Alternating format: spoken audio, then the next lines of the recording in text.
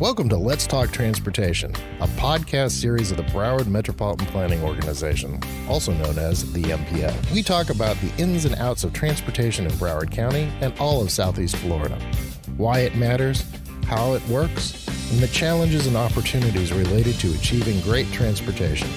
I'm your host, Greg Stewart, Executive Director of the MPO, and I'm joined by Christine Hunschofsky, and I'm the state representative for District 95. Welcome. This is great having you. You're one of my favorite characters that I've worked with on my life, and being able to serve at the city of Parkland as well as on the MPO board. But let's start at the beginning. What brought you to Florida, and how's your path been going? Yeah, so I was born and raised actually in Boston, Massachusetts. So I was a city kid. But in 2000, my husband got a job here in South Florida. So we moved down here. Our oldest was 2 at the time, and I was pregnant with our youngest. Well, and you were happy getting out of the cold. Well, Boston was kind of all I knew. So we came down here, and like I said, our oldest was 2. I was pregnant with our youngest. We didn't have any family. We didn't have any friends. He was busy with work. So I started getting involved in the community because I wanted this to be our home, and I wanted to feel like we were at home here. And I got involved with the moms groups. And then I just kind of parlayed into getting involved in the city, attending city commission meetings, writing notes about the city commission meetings for a local magazine, being on my homeowners association, being involved in my church. And so that kind of morphed into ultimately making you into a politician? Elected official, public servant. I still have my directness from Boston. We kind of tell it like it is. We don't sugarcoat things. So I don't know that politician is usually what people think of when they think of me. So I got involved in our education advisory board. Okay. And for 7 years, and then I'd been going to commission meetings for almost 10 years when a seat on the commission opened up, and people were like, "Christine, you should really run." Like, I don't think I'm the one that should be running. Remember, I tell it like it is. I don't think that really works with getting elected to office. So when you say tell it like it is, because like I said, I've known you for a while. It's like, what are your favorite tell it like it is stories from like the time in Parkland or your time, here at the MPO? Yeah, to go back a little bit. So undergrad, I majored in business and philosophy, and then I got my MBA. I'm very solution oriented. So for me, it's all about where are we now? Where are we trying to go? And there are probably 1,000 different ways to get there. So let's work together to find the path. And when I say tell it like it is, if there's a problem, we have to be honest about what the problem is. Right. And if there's a solution, we have to be honest on what viable solutions there are. It also means that sometimes people would ask us to do things in the city that were not under our purview. They were something that the state did or the county did. And I never wanted to make promises to people that I couldn't deliver on. So how did, this is a recent experience for myself, is, hey, people get involved in things, but it's not their purview. It's another agency's. Right. How do you tell that to someone in a way that resonates with them? I like to educate on the process. I fully believe that a public that's educated on how government works is an asset to any community that you're in. So explaining, for example, that certain things are done by the school board that the city doesn't have jurisdiction over, which is very different from the government that I came from, because in Boston, we have the Boston public school systems that are run by the city of Boston. Explaining to people that their tax bill, there was only a small portion that was actually going to the city of Parkland. There were bigger portions going to the school district, bigger portions going to the county, and that you had to look at your trim notice, and explaining to people where they could find their trim notice to actually understand what made up their tax bill. And it was just things like that. And funny enough, most people appreciated it. They appreciated, having an understanding, because when you take that time to educate people on how it works, you've now empowered them to kind of advocate for issues that are important to them. So it's not like you just have to have me advocating for issues, but you have a voice in the process. And you've taught them the process. Yeah. So that's really great. It's a teachable moment. So you're now sitting on the city commission out in Parkland. Great community, relatively new to Broward. Yeah. And how did you end up like getting into the transportation side of things and actually coming over here to the MPO? Well, Parkland was growing a lot. What a lot of people don't realize is the growth you see now was actually planned, a lot of it back in 2008, believe it or not. Right. And that was before my time even on the commission. And I had seen, so the wedge got annexed in around 2008, 2009. So for everybody listening in, the wedge was a piece of actually a different county, Palm Beach County, which is our neighbor to the north. And it's on the south side of Waxahachie Canal. And that was actually brought into Broward County and actually moved in to the municipality of Parkland. And so that was a very unique thing. I think that's only happened in the state of Florida 3 times in its history, where one piece of the county went to another county. And it was, and I understand why it was done. The idea was that this piece of property was contiguous to the city of Parkland, and therefore anything that was developed there would affect the city of Parkland more than it would affect Palm Beach County. Right. So the idea being to bring it in to then control it. Allow for emergency services, allow for police, correct, schools, all the rest. Because to get onto the other side of the canal, you had to drive, several minutes east and then north correct, and then back around. Correct. And part of the deal that was made at that time is that university wouldn't go through so that the city of Parkland would not be a pass-through city. So the wedge came in, and then there were certain approvals that were already made. And what a lot of people don't understand is once certain approvals are given, you can't deny future landowners those approvals because then you're discriminating. Because if it was allowed a certain density for this landowner, when the next landowner who's nearby comes in and says, I want the same, you can't say, well, no, we give it to this person, but not to you. We used to, there's a, what's it called? Birch-A-Harris Act. That's that land use act, basically. Yep. You have the authority to do this, you must continue to have that authority to do it. Correct. And that's why every decision made on the city commission is precedent in certain things. So here I am, the wedge had already been annexed in, and I remember saying, what's the plan for Locks Road?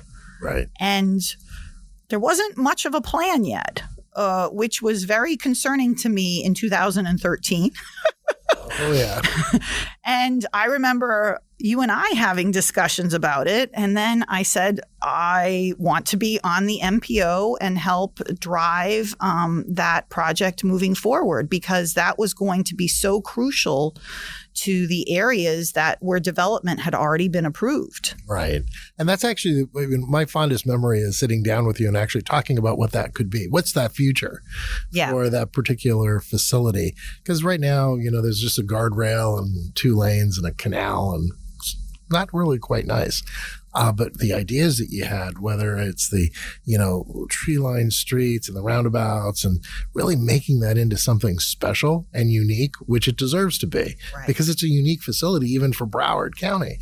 And, it's just like that, the concepts that you were coming out of the brain from this girl from Boston. Yeah. And in Boston, we call them rotaries. We don't call them roundabouts. So I have learned the South Florida vernacular on that. And I know people don't understand roundabouts. And going back to roundabouts, we also made sure to get that roundabout in front of the Parkland Golf and Country Club before my time as mayor was completely over. And roundabouts, what people don't understand, they're safer than intersections because you can't fly through a roundabout. And the damage is not as great because you can't travel through at high speeds.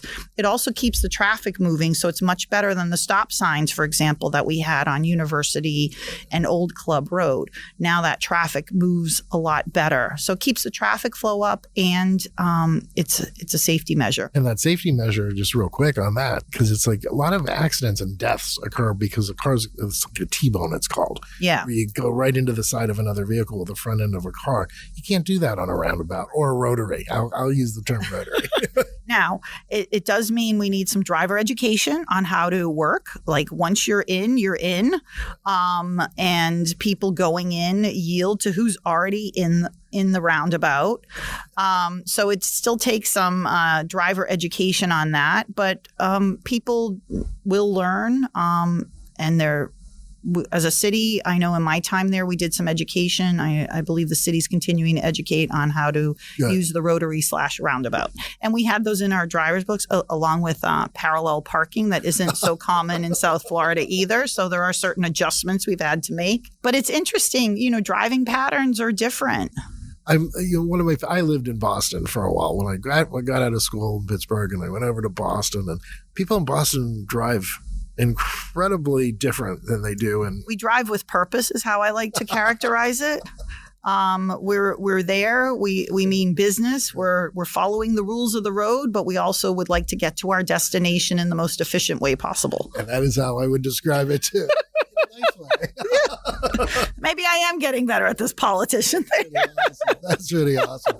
So now, when you look at Loxahatchee Road and Lox Roads for short, and that's a point of pride, I would think.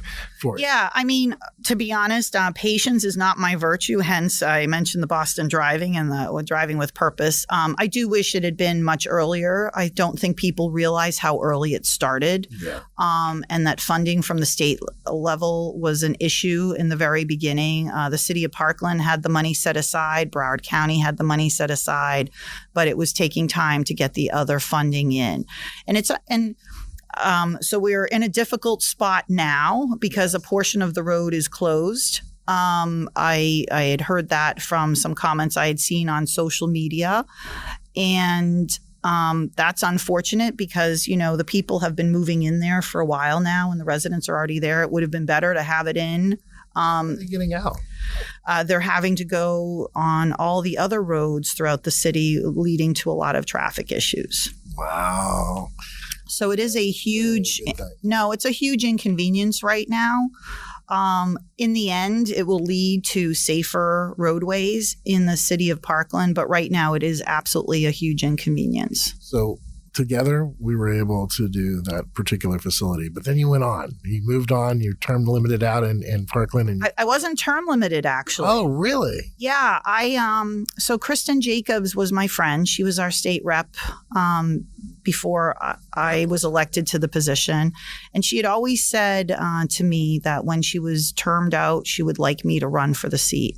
And I remember telling her, I'm kind of a local person. I think I understand this local thing. I don't know that I would like being in the state house. I don't know if my skill set would be conducive to that work. It can get very partisan if you allow it to get that way. And I like to work on solutions. For me, coming to a conclusion, coming to a solution is the fun part of the work. That's what, I go back to when we put the street lights up on Lox Road, where I had to follow the FPL people when I was up at a Broward Days at the Capitol. And they said, we don't have time to meet. We're walking over to FSU. And I said, I have nothing to do. I will join you. And on that walk to FSU, I explained to them that I would love to take them down Lox Road and show them how dangerous it was without lights. So Kristin then had cancer. Yeah. And had told me a couple months beforehand that she wanted to stay in touch because she really thinks that this would be a good position for me and that I would do a good job. She also worked across the aisle, was an environmental advocate, and was very effective as a Democrat in a very Republican state legislature. Blueberry and tomato soup, yeah. Yeah. And then approximately 2 weeks before she passed, and I didn't share this when I was running for the seat, but she texted me and asked me to run for her seat. And that was, yeah, it was I get very choked up about it. I miss my friend, but I do the work now in a very bipartisan way. I'm always looking for where we can agree on things. Not changing my values. I still vote my values. I vote my conscience. But I'm also aware that there are many areas that we can agree on. And I want to make sure I'm making her proud. I knew her for a decade before she went on to the legislature. her spirit, and she touched everybody. She really did it in so many different ways. And I had the great opportunity to travel with her around the country a little bit too. So those personal moments I got to see and spend. And the fact, honestly, if you carry her spirit, which I believe you do, that's going to be one of those things that will always be with you no matter where you go. Yeah. And there's times I hear Kristin in my head. Yeah. telling me something. And I know that was crazy. But yeah, one of the first bill that I ever passed off the House floor was naming the coral reef after her. Oh. And I loved working on that. I'm still getting emotional because it was a way of keeping her with me in the process. Right. And I was glad when it passed and we renamed the coral reef after her. But I was also sad because it kind of meant she was no longer with us. With me in that process. Yeah. So now that you're up there, I mean, you're carrying on Kristin's legacy for the community, which is super important. I'd love to be able to talk to you a little bit about where you see the future. And where are we going together? How are we going to get there? Because, this is a very partisan time, but that will pass. Eventually the pendulum swings back. So what do you see the future for Broward, for Parkland, for you, for our community? Well, I'm first going to also mention in my first session, we worked together on a bicycle and pedestrian safety bill, which was fantastic, really confirming some of the rules of the road and how we all respect how we're moving on our roads, which I think is kind of how we have to be in all these processes. People forget that we all come to how we look at things based on our own personal experiences in life. So we bring that experiential lens to every topic that comes in front of us. And we'd be surprised having conversations with people on how many things we actually do agree on when we're willing to listen to each other and not just listen on what somebody's thoughts are, right, but hear their story of what shaped their views on certain things, what happened early on in their lives to affect them and make them think a certain way. And that's how I work with everybody that will allow me to in the legislature. I want to hear, how they grew up, what their family life is like, what are some of the things they've experienced, to kind of learn more about what shaped their views on things and see where we might have things that we agree on. And then where there are times that we disagree, there's a way to do it without making it personal. And I try and really, so for example, when there are bills that I find horrible coming before me in committee, and I can think of a couple right now, I won't name them, but I go through and talk about the bill itself. I talk about the different lines where I think wording is so vague that it will cause people to not do things they maybe could do out of fear of retribution that's allowed in the bill. I also talk about what I believe are the impacts to real people based on the legislation. One of my favorite things to do is to have town halls in my district and have people come and tell their stories, tell their experiences, and then talk about those stories and experiences when we're discussing legislation that will impact them, whether positively or negatively. I think we have a real problem where people don't feel that they're heard in this process. Right. And that their experiences are acknowledged in this process. And I think one of the jobs we have as public servants is to make sure that people know that sometimes we might not have the power to do everything we want to do for them, but we're not overlooking the struggles they're having. And we are lifting up those experiences wherever we can so that they know that they are seen in this process. Because in the end, they're who we work for. That's the truth. It's the public.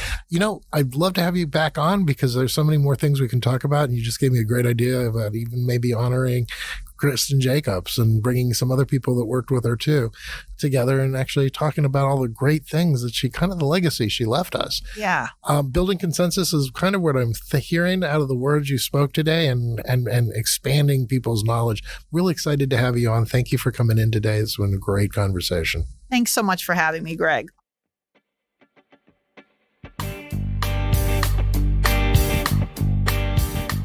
The Let's Talk Transportation podcast is produced by the Broward MPO, where every day we fund and implement projects that move people and goods, create jobs, and strengthen communities. Learn more at browardmpo.org and follow us on Facebook, Instagram, and LinkedIn at Speak Up Broward. If there is a transportation topic you'd like to know more about, let us know by sending an email to info@browardmpo.org. The views expressed by guests are their own, and their appearance on the program does not imply an endorsement of them or any entity they represent. Views and opinions expressed by MPO employees are those of the employees and do not necessarily reflect the view of the MPO or any of its officials. For complaints, questions, or concerns about civil rights or non-discrimination, or for special requests under the Americans with Disabilities Act, please contact Carl Ema, Title VI Coordinator at 954-876-0052 or EMAC at browardmpo.org.